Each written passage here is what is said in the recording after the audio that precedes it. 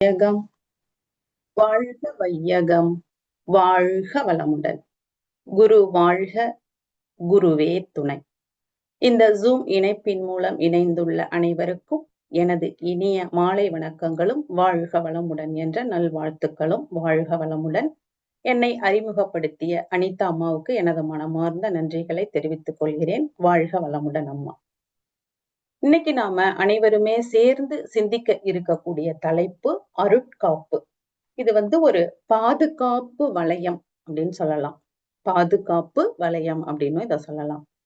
இன்றைய காலகட்டத்துல நம்ம எல்லாருக்கும் எல்லா வகையிலயுமே பாதுகாப்புங்கிறது ரொம்பவே அவசியமானதா இருக்கு.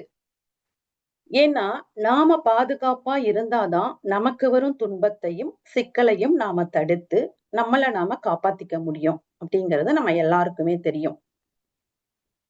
இயற்கையோடைய படைப்புல பாத்தீங்கன்னா, நம்ம ஒரு மனிதனுடைய உடம்ப எடுத்துக்கிட்டாலும் இத பாதுகாக்க நமக்கு உடல் முழுவதும் தோல் என்ற ஒரு பாதுகாப்போட அமைக்கப்பட்டிருக்கு.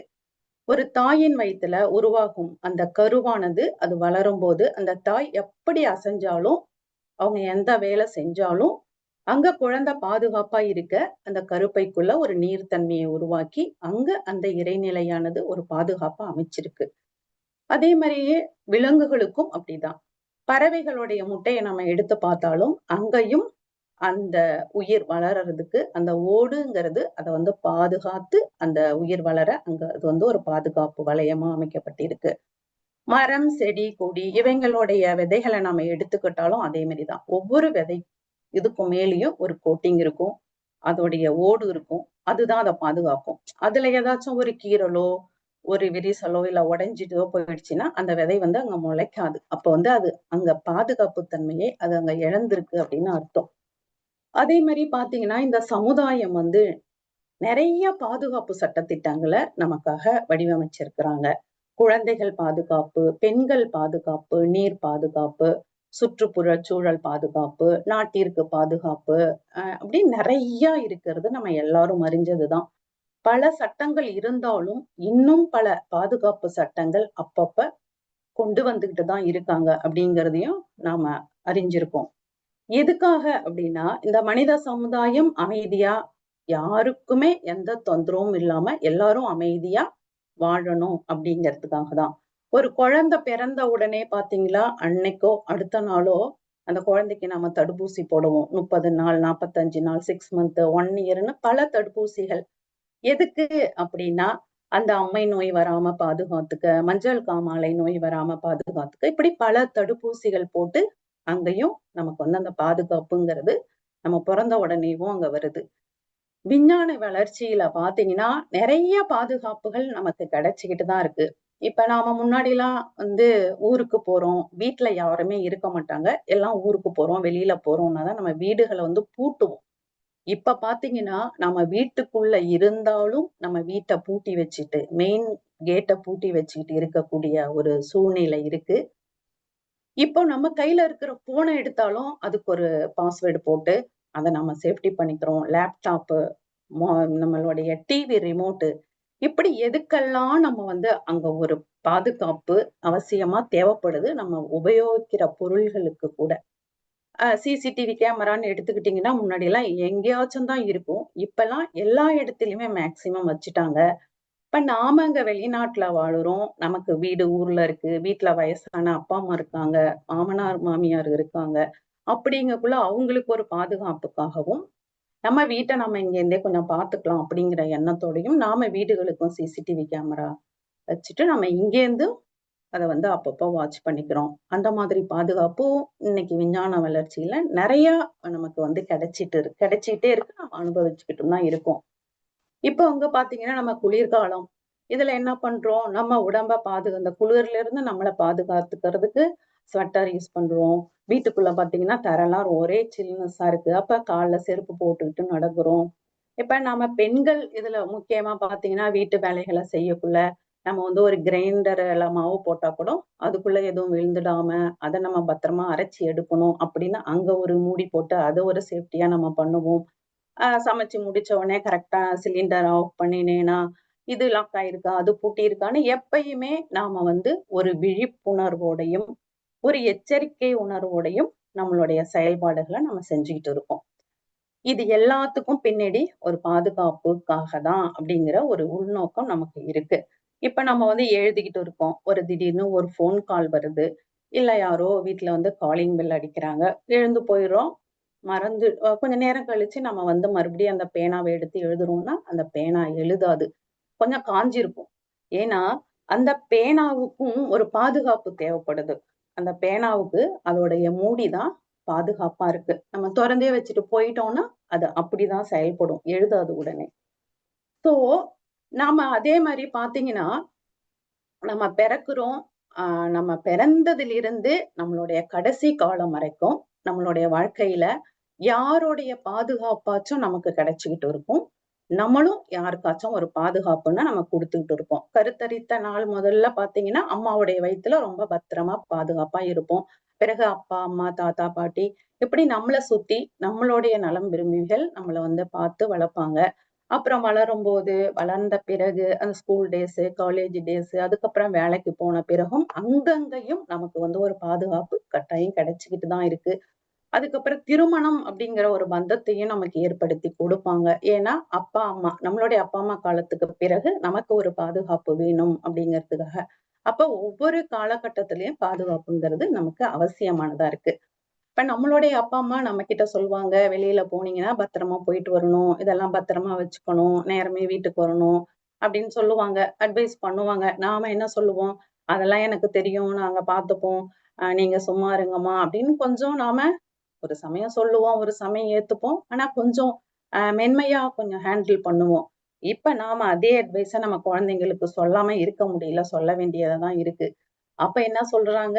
உடனே நம்மள வந்து "எனக்கு தெரியுமா, நீங்க சொல்லிக்கிட்டே இருக்காதீங்க. நீங்க எந்த காலத்துல இருக்கிறீங்க? இதெல்லாம் நீங்க திருப்பி திருப்பி சொல்லணுமா? எங்களுக்கு எல்லாம் தெரியும்." அப்படின்னு நம்மகிட்ட கொஞ்சம் ஹார்ஷாவே நமக்கு வந்து பதில் கிடைச்சு நம்ம வாய மூடிர்றாங்க. இப்ப வந்து நம்ம வந்து கார்ல போறோம். அங்க வந்து பாத்தீங்கன்னா, நெறைய சொல்லுவாங்க இல்லையா? ஒரு ஸ்பீடு லிமிட் குடுத்திருப்பாங்க. சீட் பெல்ட் போட்டுக்கிட்டு தான் போகணும்னு சொல்லுவாங்க. அப்புறம் வந்து இந்த கொரோனா காலகட்டம் நம்ம எல்லாருக்குமே தெரியும். தடுப்பூசி போடணும், மாஸ்க் போடணும். இப்படி நெறைய சட்டங்கள் அந்த ஒரு இது எதுக்குன்னா பாதுகாப்பு கருதி தான் குடுப்பாங்க. ஆனா, நான் அத வந்து நாம மீறும்போது என்ன ஆகும்? நம்ம கடைப்பிடிக்காத அத மறுக்கும்போதோ, இல்ல அத அலட்சியப்படுத்தும்போதோ நமக்கு என்ன ஆகும் அப்டின்னா, நாம தான் பிரச்சனையில மாட்டிப்போம். பிரச்சனைய சந்திக்க வேண்டிய நிலை வரும். அப்ப காப்புகள், பாதுகாப்புங்கிறது ரொ நமக்கு வந்து எல்லாருக்கும் ரொம்ப முக்கியம். அதுக்கான சட்ட திட்டங்கள நம்ம மீறும்போது, நம்ம கண்டிப்பா நம்மளுடைய பாதுகாப்பு ஒரு கேள்விக்கு உள்ளாகுது இல்லையா? மனவளக்கலை பயிற்சியில மகரிஷி நம்மளுடைய குரு மகரிஷிய பார்த்தீங்கன்னா, உடல்ல உள்ள நம்மளுடைய ஓட்டங்களை சீராக்கி, உடலை பாதுகாக்க 9 வகையான உடற்பயிற்சிகளை கொடுத்திருப்பாங்க. அதே மாரி உயிரை பாதுகாத்துக்கிறதுக்கு உயிருக்கான பயிற்சியான காயகல்பம். இதன் மூலம் நம்மளுடைய வித்து சக்தியை கெட்டிப்படுத்தி வாழ்நாளை நீட்டித்துக் கொண்டு, நோய் இல்லாமல் வாழ முடியும், நீண்ட நாள் வாழ முடியும்ன்றதுக்காக காயகல்ப பயிற்சி கொடுத்திருப்பாங்க. இப்ப எல்லாத்துக்கும் முக்கியமா மனசு அப்படின்னு ஒண்ணு இருக்கு பாருங்க. அந்த மனசு சரியில்லாட்டி நம்ம செய்யக்கூடிய செயலும் சரி, சிந்தனையும் சரி, சரியா இருக்காது. அதாவது நமக்கு என்ன மாதிரியான பிரச்சனை வந்திருக்குன்னு நம்மளால புரிஞ்சுக்க முடியாது. நாமவும் சிக்கல்ல போய் மாட்டிக்குவோம். அப்ப மனச முதல்ல நாம வந்து அமைதியா வச்சுக்கிட்டு, மனச வந்து நம்ம அழகா அத வந்து வச்சுக்கும்போது தான் நம்மளுடைய செயல், சிந்தனை எல்லாமே தெளிவா இருக்கும். அப்படிங்கிறதுக்காக 9 வகையான தவங்களையும் நமக்கு வடிவமைச்சு குடுத்திருக்கிறாங்க. இப்ப நம்ம மனவளக்கலைக்கு வந்தாச்சு, தீட்சை பெற்றாச்சு. என்ன பண்ணுவோம்? தொடர்ந்து தவம் இயற்றுவோம். அப்ப இறை வணக்கம், குரு வணக்கம், இடத் தூய்மை, உடல் தூய்மை, அருள் காப்பு, அ அன்னைக்கு வணக்கம், தந்தைக்கு வணக்கம். இப்படி இந்த ஆர்டர்ல நம்ம அந்த தவத்த பண்ணுவோம். நம்மளுடைய அ குரு வந்து இத நமக்கு அழகா வடிவமைச்சு குடுத்திருக்கிறாங்க. ஒன்றன் பின் ஒன்றாக. அப்போ அன்பும், கருணையும் தான் இயற்கையின் அதாவது இறையின் தன்மைன்னு சொல்லுவாங்க. அந்த இறைத்தன்மையையே உருவாக கொண்ட நம்மளுடைய குரு மகரிஷி, நமக்காக வடிவமைத்து கொடுத்த விஷயங்கள் நெறைய இருக்கு. அதுல இந்த அருட்காப்பு அப்படிங்கிறது ஒரு முக்கியமானது. அந்த அருள் காப்பு அப்படிங்கிறத நம்ம வந்து ஒரு பாதுகாப்பு வளையம்னு நம்ம வந்து சொல்லிக்கலாம். அருள் அப்படின்னா அது வந்து தெய்வீக ஆற்றல், இல்ல இறை ஆற்றல் அப்படின்னு நாம புரிஞ்சுக்கலாம். காப்பு என்பது காப்பது, அதாவது காத்து கொள்ளுது. அந்த தெய்வீக ஆற்றலே நம்மை வந்து பாதுகாக்குது அப்படின்னு நம்ம அங்க பொருள்படுத்திக்கலாம். மனவளக்கலைக்கு வந்து தீட்சை எடுத்து தவம் பயின்ற அனைவருக்குமே இந்த அருள் காப்பு அப்படிங்கிறது என்னன்னு கண்டிப்பா தெரியும். நம்ம எல்லாரும் கண்டிப்பா ஒரு நாளைக்கு ஒரு முறையாச்சும் சொல்லிருவோம் இத. அருட்பேராற்றல் இரவும் பகலும் எல்லா நேரங்களிலும் எல்லா இடங்களிலும் எல்லா தொழில்களிலும் உறுதுணையாகவும் பாதுகாப்பாகவும் வழி நடத்துவதாகவும் அமையுமாக. இதுதான் அருட்காப்புங்கிறது நம்ம எல்லாருக்கும் தெரிஞ்சது.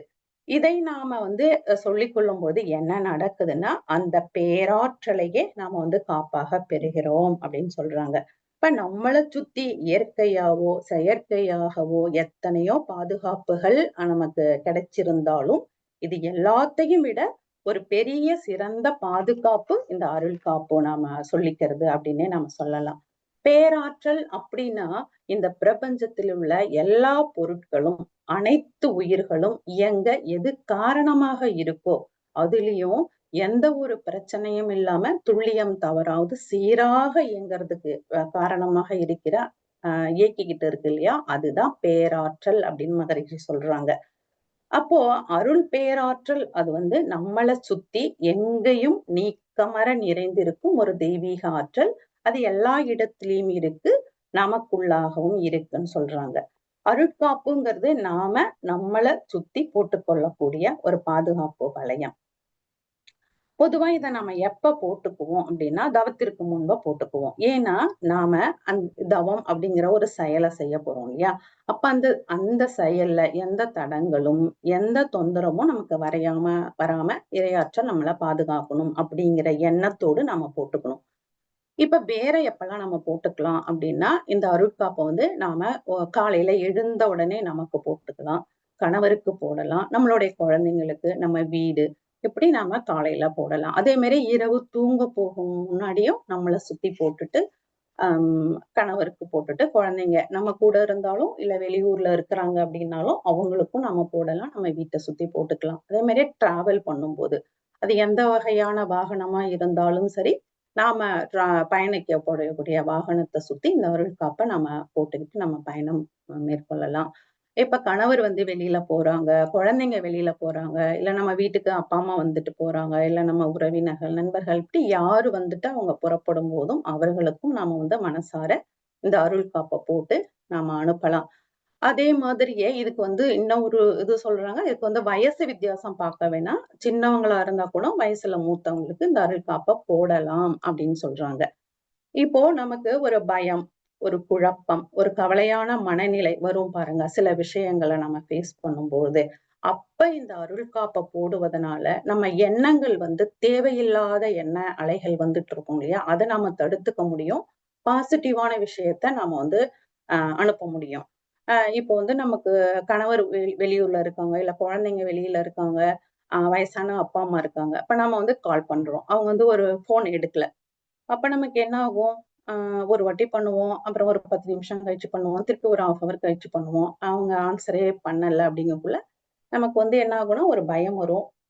அதுக்கப்புறம் ஃபர்ஸ்ட்டு ஒரு சினம் வரும். சின்னதா, "என்னடா ஃபோன் அடிச்சா எடுக்கலையே" அப்படின்ட்டு. அப்புறம் அடுத்த ஸ்டேஜ்க்கு கொஞ்சம் பயம். அப்புறம் மனசு வந்து பயங்கரமா குழம்பும். இதுவா இருக்குமோ, அதுவா இருக்குமோ அப்படின்ட்டு.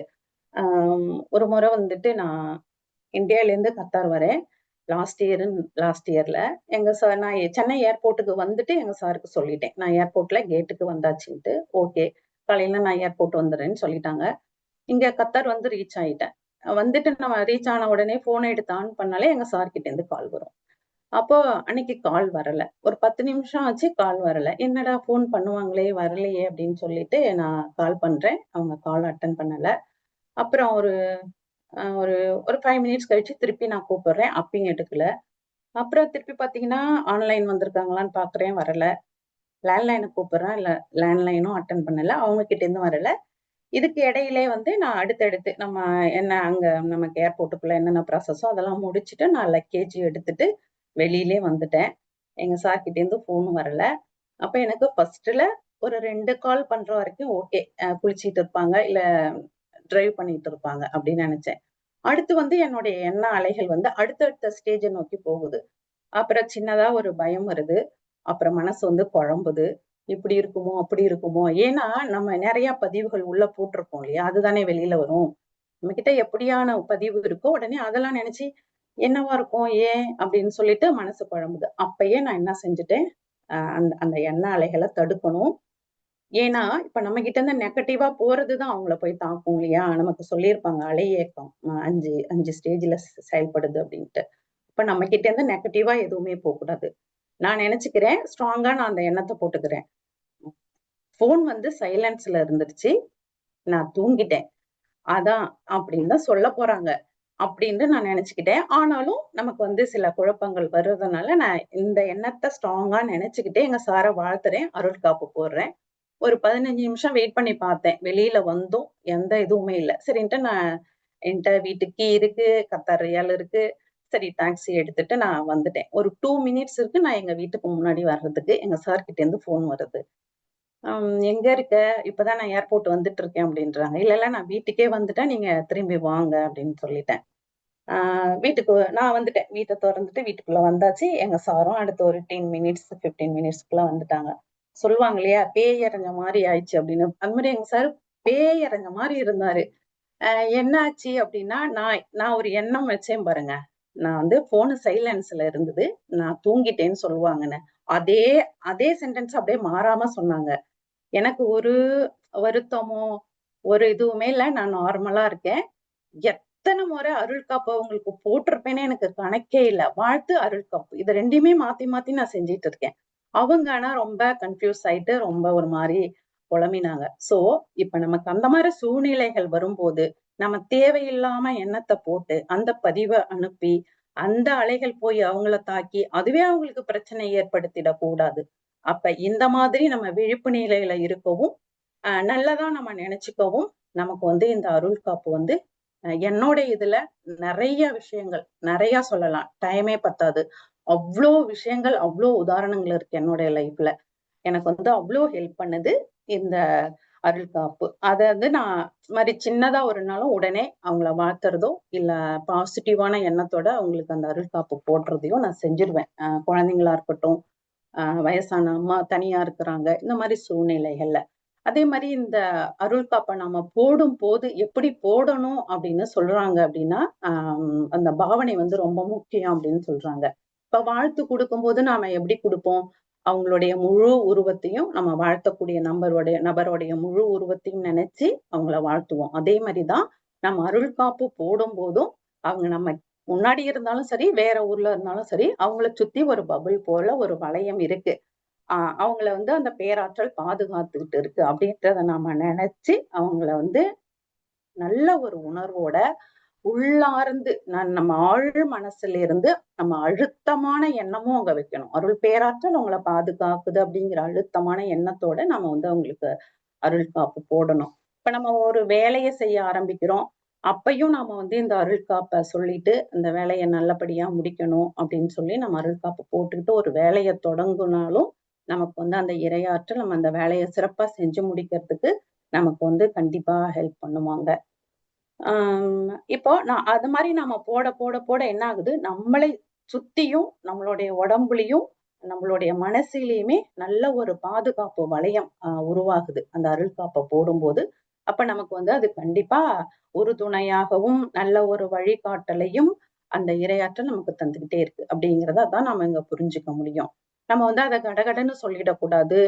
நம்மளுடைய மன அலைச்சூழல நல்லா குறைச்சு எந்த அளவுக்கு குறைச்சுக்க முடியுமோ அந்த அளவுக்கு குறைச்சுக்கிட்டு நாம வந்து உணர்ந்து உள்ளுணர்வா உணர்ந்து அதை அப்படியே நாம வந்து நம்மளுடைய வார்த்தைகள் நம்மளுடைய எண்ணம் அந்த நம்ம சொல்லும் விதம் எல்லாமே வந்து நல்லா நம்ம ஆழ் மனசுல இருந்து அதை சொல்லும் போது அதுக்கான பலன் வந்து ரொம்ப அதிகமா இருக்குது. இப்ப நானோ, என் கணவரோ, என் குழந்தைங்களோ இத வந்து கண்டிப்பா ஃபாலோ பண்ணிட்டு இருக்கிறோம் டே டு டே லைஃப்ல. அப்புறம் நாங்க வந்து இந்த வேதாத்திரியத்துல வந்து இதெல்லாம் ஃபாலோ பண்ணக்குள்ள எங்க பசங்கலாம் கொஞ்சம் பெரிய பசங்க 8த், 9த் அந்த ஸ்டாண்டர்டு கிட்ட வந்திருப்பாங்க. அப்ப எனக்கு வந்து இன்னும் கொஞ்சம் நல்லா குட்டி பசங்களா இருக்கக்குள்ளயே இதெல்லாம் சொல்லிக் குடுத்தா ரொம்ப நல்லது அப்படின்னு எனக்கு ஒரு எண்ணம் இருந்தது. அத வந்து நான் என்னுடைய தங்க குழந்தைங்க கிட்ட அத நான் செயல்படுத்திக்கிட்டேன். அவங்க பாத்தீங்கன்னா கேஜி லாஸ்ட் இயரு கேஜி 1 அந்த மாதிரி சின்ன குட்டி பசங்க 5th அந்த மாதிரி குட்டி குட்டி பசங்க. சோ அவங்களுக்கெல்லாம் நான் இந்த அருள் காப்பேன். அவங்களுக்கு அர்த்தம் புரியுது புரியல அதை பத்தி நான் கவலைப்படல.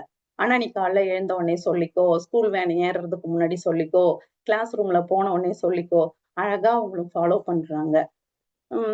நம்ம குழந்தைங்க கிட்ட ஒரு நல்ல விஷயத்த போடும்போது கண்டிப்பா அவங்க வந்து அதை ஃபாலோ பண்ணுவாங்க. குரு வந்து கண்டிப்பா அதை வந்து அவங்க கிட்ட இருந்து வெளிக்கொண்டு வருவாரு அப்படிங்கிறதுதான் இன்னும் ஒரு ஒரு உதாரணம். எங்க பையன் வந்து வெளியில இருக்காரு. இந்த FIFA வேர்ல்டு கப் நடந்தப்போ அவனுடைய ஃப்ரெண்ட்ஸுங்க எல்லாம் எங்க வீட்டுக்கு வந்திருந்தாங்க. ஒரு 10 டேஸ் இருக்கும். எல்லாம் வந்து எங்க வீட்டுல ஸ்டே பண்ணி கேம் பார்த்து நல்லா என்ஜாய் பண்ணிட்டு இருந்தாங்க. அப்புறம் எல்லாம் ஊருக்கு கிளம்புற நாள் வந்தது. எல்லாரும் ஊருக்கு கிளம்பினாங்க. நாம பொதுவா நம்மளுடைய பழக்கத்தின்படி ஊருக்கு கிளம்புறோம், வெளியில புறப்படுறோம்னா என்ன பண்ணுவோம்? அதை செய்ய நான் முற்படும்போது அங்க அதுல என்னுடைய பையனுடைய ஒரு ஃப்ரெண்டு வந்து நல்லா கைகளை கோர்த்து கண்ணை மூடிட்டு இந்த அருள் காப்பு அது சத்தமா சொல்லுச்சு. எனக்கு அவ்வளவு சந்தோஷம். ஏன்னா அவங்க அம்மாவும் வந்து துபாய் மன்றத்துல இருக்காங்க, அப்பா அம்மா. ஆனா நிறைய வாட்டி நாங்க பேசிக்கக்குள்ள நம்ம வேதாத்திரியத்தெல்லாம் சொல்லி தந்திருக்கோங்க, ஆனா பசங்க ஃபாலோ பண்ண மாட்டேங்கிறாங்க அப்படின்னு சொல்லி நம்ம நெகட்டிவா தான் நாங்க பேசிப்போம். பட் அந்த குழந்தை வந்து அதை ஃபாலோ பண்ணுறான் அப்படிங்கறத எனக்கு வந்து அவன் வந்து சொல்றான். பிரயாணம் ரெடி ஆயிட்டாங்க, ஏர்போர்ட் கிளம்ப போறாங்க. கண்களை மூடி கைகளை கோத்துட்டு அவன் வந்து சத்தமா அந்த அருள் காப்ப சொல்றான். எல்லாம் படிச்சுட்டு வேலையில இருக்கிறாங்க, பெரிய பிள்ளைங்க. எனக்கு வந்து அவ்வளோ சந்தோஷமா இருந்தது. அப்ப நான் கேட்டேன், இத நீ ரெகுலரா சொல்றியாப்பா? ஷாஹில் அவன் பேரு அப்படின்னு கேட்டேன். அப்ப வந்து ஆமா ஆண்டி, அம்மா வந்து அருள் காப்பையும் இரண்டொழுக்க பண்பாடு அதை வந்து உன்னுடைய ஒவ்வொரு நாளும் இந்த 2 நீ ஃபாலோ பண்ணுன்னு சொல்லியிருக்கிறாங்க ஆண்டி, மேக்சிமம் ஃபாலோ பண்றேன் அப்படின்னு சொன்னா. அவ்வளவு சந்தோஷமா இருந்தது. சோ நாம வந்து குழந்தைங்களுக்கு நல்ல விஷயத்த கண்டிப்பா போடணும். அவங்க உடனே அதை ஃபாலோ பண்றாங்க, செயல்படுத்துறாங்களா, அதெல்லாம் பத்தி நம்ம கவலைப்படக்கூடாது. உள்ள போட்டுட்டோம்னா விதை ஒரு நாள் அது கண்டிப்பா விருட்சமாகும். அதோடைய கனிகளை அவங்க சுவைக்கதான் போறாங்க. குரு கண்டிப்பா வழி நடத்துவாங்க. நமக்கு நிறைய சமயங்கள்ல இந்த இடத்துல நான் எந்த சிக்கல்லையும் மாட்டிக்காம நான் வந்து கொஞ்சம் இதுல இருந்து நான் தப்பிச்சுக்கணும் அப்படிங்கிற ஒரு ஃபேமிலி சுச்சுவேஷன், ரிலேஷன் கூட இருக்கிறது. நம்ம ஊருக்குலாம் போனா நிறைய ஃபங்க்ஷன் அட்டன் பண்ணக்குள்ள நிறைய ஒரு ஒரு சங்கடமான சூழ்நிலைகள் வரும். அப்ப நாம வந்து ரொம்ப குவைட்டா அதுல இருந்து நாம வந்து தப்பிச்சுக்கணும்னா முத்தையா அடிக்கடி சொல்லுவாங்க, உச்சியில் நெற்றியில் ஞாபகமாய் இரு. அந்த வார்த்தைகள் தான் உடனே உச்சியில் நெற்றியில் ஞாபகமா இருந்துட்டு நான் பண்ணிக்கிறது என்னன்னா அருட்காப்பு தான். அப்ப எனக்கு வந்து அது ஒரு மன உறுதியை கொடுக்குது, ஒரு விழிப்பு நிலையை கொடுக்குது. கண்டிப்பா அந்த இடத்துல இருந்து ரொம்ப சாதுரியமா, ரொம்ப சாதாரணமா எந்த பாதிப்பையுமே நானும் ஏற்படுத்திக்காம மத்தவங்களுக்கும் ஏற்படுத்திக்காம என்னால நகர்ந்துக்க முடியுது. அந்த வகையில இந்த அருள் காப்பை வந்து எனக்கு பயன்படுது. அடுத்தது ஒரு ஒரு பேராசிரியருடைய அனுபவ நான் கேட்டேன். மகரிஷி வந்து ஒரு முறை அவங்க இன்னும் 2, 3 பேராசிரியர்களோட மகரிஷி வந்து கார்ல பயணிக்கிறாங்க. அப்ப அந்த கார் வந்து ஒரு ஆக்சிடென்ட் ஆகுது. கார் வந்து அப்படியே உருண்டே போயிடுது. ஆனா உள்ள இருந்தவங்களுக்கு யாருக்குமே எந்த ஒரு சின்ன பாதிப்புமே இல்ல. எல்லாரும் ரொம்ப சேஃபா இருந்தாங்களாம். அப்புறம் எழுந்து அவங்க எல்லாம் சரியாயிட்டு பேசும்போது மகரிஷி சொன்னாங்களாம், நான் கார்ல ஏறினதுல இருந்தே நான் அருள் காப்பு போட்டுக்கிட்டே தான் வந்தேன். இரையாற்றல் தான் நம்மளை பாதுகாத்தது அப்படின்னு சொன்னதா அந்த ஒரு பேராசிரியர் அவங்களுடைய அனுபவத்துல வந்து ஷேர் பண்ணி இருந்திருப்பாங்க. என் மகரிஷியோடைய குரல்ல இந்த அருள் காப்பு வீடியோ இருக்கும். அத வந்து எல்லாருமே ஒரு வாட்டி கேட்டீங்கன்னா, அந்த தெய்வீக குரலை நாம கேட்கும்போது, அது வந்து நீங்க அத அப்படியே கண்ண மூடிட்டு அத கேட்டீங்கன்னா, நமக்குள்ளாக அப்படியே ஊடுருவி செல்லும். ஒவ்வொரு செல்களுக்குள்ளயும் அந்த ஒரு திணிவு கிடைக்கும். அந்த ஒரு அழுத்தத்தை உணர முடியும். அப்படியே நம்மள பாதுகாக்கிற அந்த அந்த புரொடெக்ஷனை நாம நல்லா ஃபீல் பண்ண முடியும். மகரிஷியோடைய குரல்ல இருக்கும் அருட்காப்பு. மகரிஷி வந்து வாழ்க்கை தத்துவத்துல 3 வகையான காப்புகள் பத்தி சொல்லியிருப்பாங்க. வேற்றுயிர் பகை, இயற்கை சீற்றம், திடீர் விபத்து, தற்செயல் விபத்து அப்படின்னு சொல்லிட்டு. இந்த வேற்றுயிர் பகை அப்படின்னா நம்ம வந்து நிறைய செய்திகள்ல பார்ப்போம் இல்லையா? கார்ல போகக்குள்ள யானை தாக்கிடுச்சு, சிறுத்தை நடமாட்டத்தால் கிராம மக்கள்லாம் ரொம்ப பயந்து போயிட்டாங்க, பயந்து இருக்கிறாங்க அப்படின்னு சொல்லி நிறைய நமக்கு நியூஸ் வந்துட்டு இருக்கும். நாம எல்லாரும் அனுபவிச்சதுதான். ஒரு சில வருடங்களுக்கு முன்னாடி கண்ணுக்கே புலப்படாத அளவுக்கு இருந்த அந்த கொரோனா வைரஸ் என்ன பண்ணுச்சு, இந்த உலகத்தையே திக்குமுக்காட வச்சது இல்லையா? ஒரு கொசு கடிச்சா கூட அதுக்கு வந்து டெங்கு, மலேரியா அப்படின்னு ஒரு காய்ச்சல் வந்துடுது. அதுக்கு ஒரு பேரை வேற வச்சு காய்ச்சல் வந்துருது. இப்படி பிற உயிரினங்களால் மட்டும்தான் நமக்கு வந்து பாதுகாப்பு வேணுமானா, இல்ல சக மனிதர்கள் கிட்ட இருந்தும் நமக்கு வந்து பாதுகாப்புங்கிறது தேவைப்படுது. கூட வேலை பார்க்கிறவங்க, அக்கம் பக்கத்து வீட்டினர், இல்ல உறவினர்கள் கிட்ட இருந்துமே நமக்கு வந்து பாதுகாப்பு தேவைப்படக்கூடிய அவங்க கிட்ட இருந்து நம்மள பாதுகாத்துக் கொள்ளக்கூடிய சூழ்நிலை இன்னைக்கும் இருக்கு. ஏன்னா உலகம் அந்த மாதிரியான ஒரு சூழல்ல இருக்கு. இப்ப நமக்கே யாராச்சும் வந்து ஒரு கெடுதல் செய்யணும் அப்படின்னு எதிர்பார்த்து, அதுக்கான சமயங்களை எதிர்பார்த்து காத்திருந்தாங்கன்னா, அவங்களுக்கு அந்த சந்தர்ப்பம் கிடைச்சாலுமே, நம்மள வந்து அவங்க ஒண்ணும் பண்ண முடியாது. நம்ம இந்த அருட்காப்ப வந்து தொடர்ந்து அ நம்பிக்கையோட நாம பண்ணிக்கிட்டு வரும்பொழுது, நாம வந்து விழிப்பு நிலையில நம்மளாலயும் இருந்துக்க முடியும். ஒரு சின்ன ஒரு ஷார்ட் பார்த்தேன். அ ஒரு மின்முனி பூச்சி வந்து சுத்திக்கிட்டே இருக்குது. அது அங்க போய் பறந்துகிட்டு இருக்குது. அங்க வந்து ஒரு பாம்பு பார்த்தீங்கன்னா, அந்த பூச்சிய புடிச்சு சாப்பிடுறதுக்கு, அதுவும் அந்த மின்மினி பூச்சி கூடயே சுத்தி சுத்தி வந்துட்டு இருக்கான். இந்த பூச்சிக்கு வந்து கோவம் வந்துருச்சாம். டக்குன்னு நின்னுட்டு பாம்ப பார்த்து கேக்குதாம், "இப்ப நீ என்ன சாப்பிட்டீன்னா உன் பசி தீர்ந்துட போகுதா?" அப்படின்னு கேட்டிருக்கு. "இல்ல" அப்படின்னு சொல்லுதாமா அந்த பாம்பு. அப்புறம் "நான் உனக்கு ஏதாச்சும் கெடுதல் பண்ணியிருக்கேனா?" அப்படின்னு கேட்டிருக்கு. "இல்ல" அப்படின்னு சொல்லுச்சாம். இல்ல நான் உனக்கு ஏதாச்சும் கஷ்டம் குடுத்துருக்கிறேனா? உன்ன ஏதாச்சும் சங்கடப்படுத்திருக்கிறேனா?" அப்படின்னு கேட்டிருக்கு. "அதெல்லாம் ஒண்ணுமே இல்லையே" அப்படின்றது. "அப்புறம் ஏன் நீ என்ன சாப்பிடணும்னு நினைக்கிற?" அப்படின்னு. "என்ன ஏன் நீ கொல்லணும்னு நினைக்கிற?" அப்படின்னு கேட்டுதாமா. அப்ப அதுக்கு அந்த பாம்பு சொல்லுதாமா, நீ வந்து எனக்கு எதுவுமே செய்யல. ஆனா பளபளன்னு ரொம்ப இதுவா சுத்திக்கிட்டு இருக்க பாரு. அது என்னால ஏத்துக்க முடியல. நீ உன்ன நான் கொல்லணும், நீ சாகணும்" அப்படின்னு சொல்லுதாமா. இப்படிதான் நம்ம உண்டு, நம்ம வேலை உண்டு, நம்ம குடும்பம் உண்டு, நம்ம குழந்தைகள் இப்படி நம்மளோட லைஃப்ல, நம்மளுடைய வாழ்க்கையில நம்ம பாட்டுக்கு நம்ம வேலைய பார்த்துட்டு இருந்தாலும், இன்னைக்கு வந்து கூட வேலை பார்க்கிறவங்களா இருக்கட்டும், உறவினர் நெறைய சங்கடத்த வந்து இவன் மாட்டும் நல்லா இருக்கிறானே, ஏதாச்சும் பண்ணணும். பிடிச்சு இழுத்து கீழ விடணும்னு ஏதாச்சும் சங்கடங்கள் குடுத்துக்கிட்டு தான் இருக்காங்க. சோ இதுலலாம் நம்ம போய் மாட்டிக்காமையும் நம்மளுடைய எனர்ஜி வேஸ்ட் ஆகாம, நம்ம எப்பயுமே விழிப்பு நிலையில இருந்து நம்ம செயல்கள வந்து சிறப்பா செய்யணும் அப்படின்னா, நமக்கு இந்த வேதாத்திரியம் வந்து 100% இல்லைங்க, 200% நமக்கு ஹெல்ப் பண்ணும். அவ்ளோ விஷயங்கள் இதுல மகரிஷி குடுத்திருக்கிறாங்க. அதுல நான் நெறைய சமயங்கள்ல இந்த அருட்காப்பையும் பயன்படுத்தி, நான் வந்து என்னுடைய லைஃப்ப வந்து நான் நான் கொண்டு போயிட்டு இருக்கிறேன். நமக்கு வந்து இந்த அருள் காப்ப விழிப்பு நிலையோட நம்ம செய்யும்போது, நமக்கு யாராச்சும் கெடுதல் செய்யணும்னு கிட்ட வந்தாலும், அதுக்குள்ள நாம சிக்கிக்காம நம்மளால அழகா நகர்ந்து போயிட்டே இருக்க முடியும். 2வதா மகரிஷி சொல்லியிருக்கிறது இயற்கை சீற்றம். இந்த இயற்கை சீற்றம்னா நம்ம எல்லாருக்குமே தெரியும் இல்லையா? புயல், மழை, வெள்ளம் இப்படி நிலநடுக்கம் இது எல்லாமே தெரியும். இதுல இருந்தும் நம்மள வந்து நாம பாதுகாத்துக்கணும் அப்படின்னு தான் சொல்றாங்க. ஏன்னா, அப்பதான் நம்மளுடைய வாழ்நாளை வந்து நம்ம நீட்டிச்சுக்க முடியும். நமக்கே நீண்ட வாழ்நாள் வேணும். ஏன் நம்ம ரொம்ப நாள் வாழணும்? நீண்ட ஆயுள் எதுக்கு அப்படின்னு கேட்டா, நம்மளுடைய கர்மாவ நாமளே போக்கிக் கொள்ளறதுக்கும், நம்மளுடைய கடமைகளை நாம சரிவர முழுமையாக செய்து முடிக்கிறதுக்கும் நமக்கு கண்டிப்பா நீண்ட ஆயுள் அப்படிங்கிறது வேணும். அதுக்கு அப்ப நம்ம என்ன பண்ணணும்னா, நம்மள நம்ம பாதுகாத்துக் கொள்ளும்பொழுது தான் நம்ம வந்து நீண்ட ஆயுளோட அ நம்ம வாழ முடியும். இந்த விஞ்ஞான வளர்ச்சியால இப்ப வந்து ஒரு புயலே வருது அப்படின்னா, நமக்கு முன்கூட்டியே பல எச்சரிக்கைகள் வந்து சொல்லிக்கிட்டு தான் இருக்குது கவர்மெண்ட். இங்க போகாதீங்க, பாதுகாப்பா இருங்க, அவசியம்னா மட்டும் வெளியில போங்கன்னு. ஆனா மக்கள் வந்து அப்பதான் நம்ம வந்து இல்ல நான் போயே ஆகணுன்றது, ஒரு செல்ஃபி எடுக்கிறதுக்கு, இல்ல நல்லா தண்ணி போகுது, நான் அத போய் பார்க்கணும்னு போயிட்டும் நம்ம வந்து அங்க வந்து நெறைய சிக்கல்கள நம்ம ஏற்படுத்திக்கிறோம்.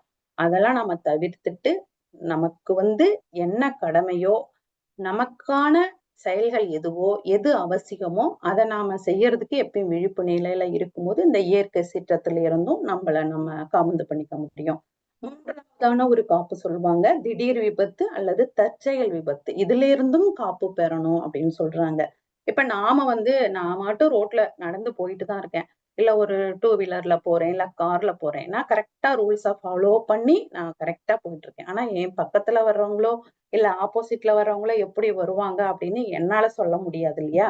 அப்ப ஒரு விபத்து அது வந்து எதேச்சையாகவும் இருக்கலாம், இல்ல திட்டமிட்டு கூடவும் இருக்கலாம். ஒரு விபத்து நடக்குதுன்னா, அ எப் அடுத்தவங்களால நடந்தாலும், இப்ப நம்மளுக்கு அந்த பாதிப்பு வரதான் செய்யுது. அது கவனக்குறைவால இருந்தாலுமே, சட்டதிட்டங்களை மதிக்காதனால் நடந்தாலுங்க, விபத்து வருதுன்னா, அதுல பாதிப்பு அப்படிங்கிறதும் வருது. அப்ப இதிலிருந்தெல்லாம் நம்மள பாதுகாத்துக்கணும். அதுவும் அவசியம் அப்படின்னு சொல்றாங்க மகரிஷி. சோ, நாம அப்ப வந்து ஒரு பிரயாணம் பண்ணும்பொழுதோ, வெளியில போகும்போதோ, நம்ம இந்த அருட்காப்ப கண்டிப்பா நம்ம வந்து போட்டுக்கலாம். இப்ப நம்மளுடைய கட்டுப்பாட்டில் இல்லாத விஷயங்கள்னு இருக்கு இல்லையா? அதிலிருந்தும் நம்ம வந்து பாதுகாப்பு பெறணுங்கிறதா மகரிஷி வந்து நமக்கு நெறைய பயிற்சிகளையும் நமக்கு குடுத்திருக்கிறாங்க. இப்ப நம்மள சுத்தி இருக்கிற எல்லாத்துல இருந்துமே நமக்கு வந்து மனிதர்களா இருக்கட்டும், விலங்குகளா இருக்கட்டும், இவங்க கிட்ட இருந்தெல்லாம் நமக்கு ஒரு வகையில பாதுகாப்பு கிடைக்குது. அத யாராலும் மறுக்கவோ, அ இல்லன்னு சொல்லவோ முடியாது. ஆனா, நாம அவங்களோட இப்ப பிற மனிதர்களோட நாம எந்த அளவுக்கு இணக்கமா இருக்கோம், நமக்கும் அவங்களுக்குமான அலை இயக்கம் எப்படி இருக்கு, அப்படிங்கிறத பொறுத்தும் இந்த பாதுகாப்புங்கிறது நமக்கு கிடைக்கும். இல்ல சிக்கல்லயும் கொண்டு போய் விடும். சோ, நம்மளுடைய செயல், எண்ணம் இது அதுலயாம நாம வந்து சீர்திருத்தம் கொண்டுக்கணும். இப்ப எப்பயுமே நாம வந்து ஒருத்தவங்க மேல ஒரு குறையோ, ஒரு நெகட்டிவோ நம்ம சொல்லிக்கிட்டே இருந்தாலும், அங்கேயும் நமக்கு வந்து ஒரு நெகட்டிவான அவங்க கிட்ட இருந்து நமக்கும் வந்து ஒரு நெகட்டிவான விஷயம் தான் வரும். சோ இந்த 3 விதமான காப்புகள் சொல்லியிருக்காங்க மகரிஷி. அது மனிதனுக்கு எதனால அ அ அவசியம் அப்படின்னா, இந்த காப்புகளோட நாம வாழும்போது தான் நம்மளுடைய வாழ்நாள நீட்டிச்சுக்கிட்டு நம்ம கடமைகளை செய்யவும், நம்ம கர்மாவ போக்கிக்கவும் முடியும் அப்படின்றது. இப்ப பஞ்சபூதங்களால நமக்கு எந்த தொந்தரவுமே வராம இருக்கவும், நவகிரகங்கள்ல இருந்து நமக்கு நல்ல காந்த அலைக்கதிர்கள நாம பெறவும் தான் நமக்கு பஞ்சபூத நவகிரக தவம் அப்படிங்கிற ஒரு தவத்தையும் ஏற்படுத்தி கொடுத்து, அதனோட இணக்கமா இருந்து, அவங்க கிட்ட இருந்தும் நம்ம பாதுகாப்பு பெறணுங்கிறதுக்காக அத வடிவமைச்சு குடுத்திருக்கிறாங்க. ஆ பொதுவாகவே நமக்கு வந்து மகரிஷி குடுத்திருக்கிற தவங்கள செஞ்சு செஞ்சு நாம மன அலைச்சூழலை ஆ குறைத்து நம்ம வச்சிருக்கும் பொழுது என்ன ஆகும், நம்மளுடைய உள் உணர்வே நமக்கு வந்து ஒரு கரெக்ட்டான ஒரு வழிய காட்டும். ஆ நமக்கு வந்து கண்டிப்பா அது வந்து நம்மள வந்து கைட் பண்ணும். மன அலைச்சூழல் கம்மியா இருக்கும்போதே நமக்கு எது சரி, எது தப்புங்கிறது நமக்கு உள்ளுணர்வே நமக்கு சொல்லும். இந்த அருட்காப்ப வந்து நம்ம தொடர்ந்து உணர்ந்து நம்ம சொல்லிக் கொள்ளும்போது என்ன நடக்கும் அப்படின்னா, அந்த பேராற்றல் இருக்கு இல்லையா? அதோட நமக்கு நல்ல ஒரு தொடர்பு ஏற்படுத்திக்கிட்டே இருக்க முடியும். பிரபஞ்ச ஆற்றலையும் நம்மோடு நாம இணைக்க இந்த அருள்காப்பு நமக்கு உதவுது. அ இந்த பாதுகாப்பு வளையம் வந்து நம்மகிட்ட தீய சக்திகள வந்து நம்மகிட்ட அண்ட விடாமையும், ஆ நமக்கு வந்து நல்ல ஒரு நேர்மறை எண்ணங்கள் நம்மகிட்ட உருவாகவும் இது வந்து நமக்கு உதவியா இருக்கும். நேர்மறையான எண்ணங்கள் நம்மகிட்ட நெறையா வந்து வந்துகிட்டே இருக்கு. நம்ம நேர்மறையான எண்ணங்கள மட்டும் தான் நம்ம வச்சுட்டு இருக்கோம் அப்படிங்கக்குள்ள, நமக்கு வந்து நல்ல ஒரு மன உறுதியும் கிடைக்கும். அதே மாரியே நேர்மறையான எண்ணங்கள் மட்டுமே உருவாகும்போது, நல்ல உடல்ல வந்து ஒரு நல்ல ரசாயன மாற்றமும் நடக்கும் அப்படின்னு சொல்றாங்க. நான் நல்லா இருக்கணும், என் குடும்பம் நல்லா இருக்கணும், என்னை சார்ந்தவங்க, இந்த ஊரு, உலகம் மகரிஷி சொன்ன மாரி எல்லாமே அப்படியே மனச விரிச்சு எல்லாமே நல்லா இருக்கணும் அப்படின்னு அந்த வாழ்த்தையும், நம்ம அருள் காப்பையும் எல்லாத்துக்கும் குடுக்கும் பொழுது, நமக்கு வந்து என்ன ஆகும் அப்படின்னா, நம்மளுடைய எண்ணங்கள் எல்லாமே அது வந்து நல்லத நோக்கியே நகர்ந்துகிட்டு இருக்கும். அதுவே நமக்கு வந்து ஒரு ஒரு சந்தோஷமான மனநிலையை கொடுத்துக்கிட்டு இருக்கும். இத நாம அடிக்கடி சொல்லிக்கொள்ள நமக்கும் இறைக்குமான தொடர்பு ரொம்ப ஸ்ட்ராங் ஆகும் அப்படிங்கிறதையும் நாம இதுல எடுத்துக்கலாம். தவம் செஞ்சு செஞ்சு மன அலைச்சூழலை குறைத்து தற்சோதனை செய்து எண்ணம், சொல், செயலை நல்லதாக ஆக்கிக்கொண்டு நாம இந்த அருட்காப்பையும் தவறாம நாம சொல்லிக்கிட்டே இருக்கும் பொழுதும், நம்மளால வந்து அபரிமிதமான பலனை கண்டிப்பா பெற முடியுங்க. மகரிஷி சொல்லியிருப்பாங்க, மனிதன் வந்து அமைதியாகவும், வெற்றியாகவும் வாழணும்னா, அவனுக்கு வந்து உடல் நலம், நீளாயுள், நிறை செல்வம், உயர் புகழ், மெய்ஞானம் வேணும்னு சொல்லியிருப்பாங்க. இந்த எல்லாமே அனைவருக்கும் கிடைக்க அருள் பேராற்றல் இரவும், பகலும், எல்லா நேரங்களிலும், எல்லா இடங்களிலும், எல்லா தொழில்களிலும் உறுதுணையாகவும், பாதுகாப்பாகவும், வழி நடத்துவதாகவும் அமையுமாக. அதற்கு இறையும் குருவும் நமக்கு எப்பையும் துணை நிற்பார்களாக என்று கூறி இந்த சிந்தனை உரையை இப்பொழுது நிறைவு செய்கிறேன். அனைவருக்கும் நன்றி. வாழ்க வளமுடன்.